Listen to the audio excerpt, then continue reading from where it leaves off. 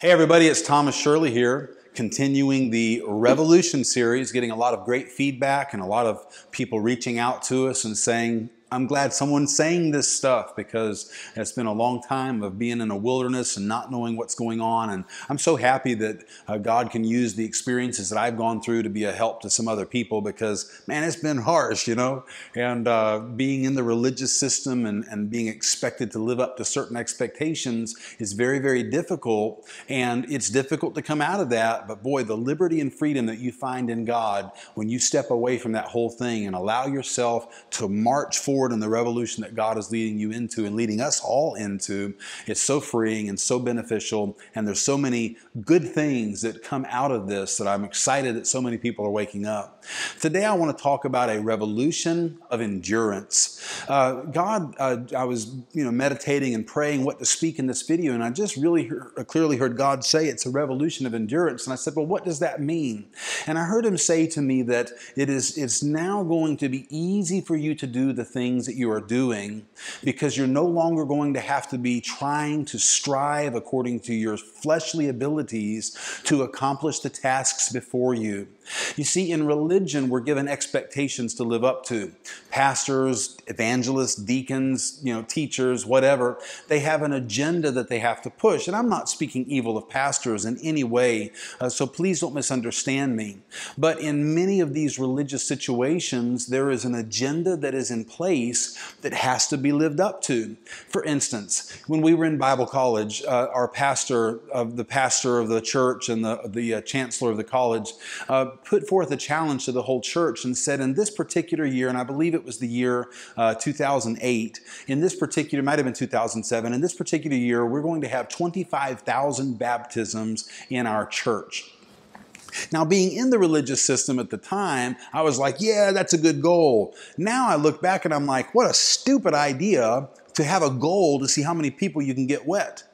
So in that rally cry for 25,000 baptisms, what happened to everyone that was in any type of a ministry position? We were suddenly thrust into a position where it was all about getting people to pray a prayer so that we could baptize them. And, the Romans Road and we'd share all this stuff. And I had a little bit more integrity than a lot of the others because I wouldn't just try to get someone to pray. I really wanted people to understand what I thought the gospel was, and I was pretty off, but I really cared about the people.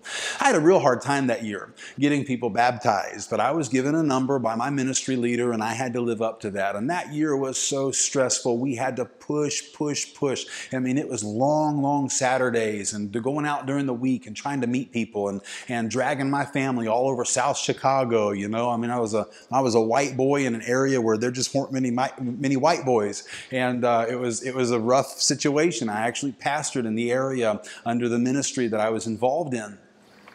But that whole year was so stressful and so intense for us, and so many people were convinced or persuaded that somehow they'd made peace with God because they'd prayed a prayer and been baptized, and everyone tried to live up to that expectation. And sure enough, this huge ministry, it got their 25,000 baptisms. I think they ended up having like 27,000 something.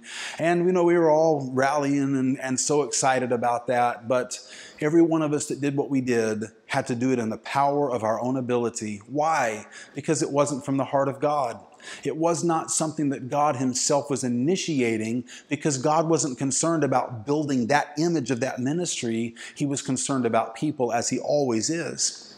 Whatever situations you've been in, where you've been called to live up to certain expectations and work in a certain way or move in a certain way and put in all your strength and energy to try to accomplish somebody else's agenda, God says, I'm bringing forth a revolution of endurance. And now when you step forward to do the things that you hear from my heart, my strength will be there like wind in your sails, pushing you forward, moving you forward. Some of you have been so ravaged by relationships, by ministries, by jobs and businesses that have just pushed you and pushed you and pushed you, and you're worn out. Some of you are physically broken. My health is physically, I'm recovering now. I'm doing much better than I ever have in the past. But for years, my health was completely trashed because I burned out. I just kept doing all these things that burned me out. But when God calls you into the awakening and awareness that this is a revolution that we're in, and things are not going to look like, smell like, sound like, talk like anything that has been before, and you begin to move forward in what God is calling you into, the freedom, the liberty that are now available to you will cause you to have great endurance, and you will recognize His power energizing you so that as you do the things that you are being led to do, as you do the things that are in your heart that are coming out, because now there's that joy of knowing that you're not trying to fulfill somebody else's agenda, but it's just you living your life and you get to accomplish the things that are in your heart. That power will be present for you now, and you will endure and you will create great things that will last forever as you pursue the things that the Father puts before you. So this is a revolution of endurance. Some of you have been so wounded, and I just wanted to encourage you. Take the time to go to thronebuilders.org and sign up for a phone consultation with my wife and I, or request a prophetic word, and let us seek the Father on your behalf and speak into your life so that you can be renewed and refreshed by someone coming in and trying to breathe in what the Father wants, not trying to get you to line up to a specific agenda that's in place. I would also like to really ask you, in this revolution, there's a revolution of finances, a revolution of need to work and operate in a different way.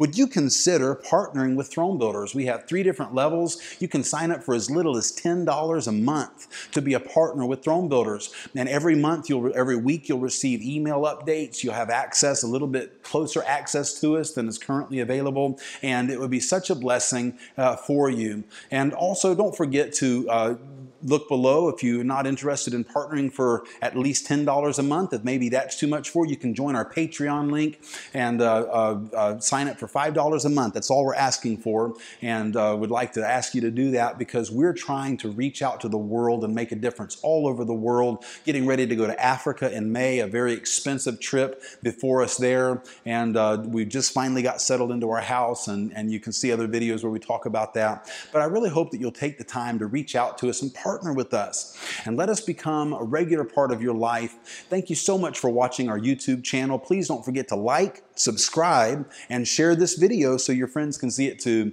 This is Thomas Shirley with a Revolution of Endurance. God bless you all.